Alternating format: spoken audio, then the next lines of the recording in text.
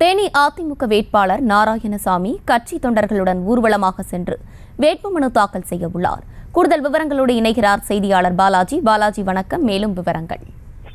ஆஷினி, தேனி மாவட்டத்தில் பார்த்தோன்னா நாடாளுமன்ற தேர்தலுக்கான பணி விறுவிறுப்பு உச்சகட்டத்தை எட்டியதுன்னு சொல்லலாம். இன்று பார்த்தோன்னா அதிமுக வேட்பாளர் வி.டி. நாராயணசாமி தேனி பங்களாமேடு பகுதியில் இருந்து தேனி மாவட்ட ஆட்சியர் அலுவலகத்தில் வேட்புமனு தாக்கல் செய்வதற்காக தற்போது ஊர்வலமாக கிளம்பி வர்றாரு. சுமார் 10,000க்கு மேற்பட்ட தொண்டர்கள், கட்சி நிர்வாகிகள் ஆகியோர் இந்த ஊர்வலத்தில் கலந்துக்கிறாங்க.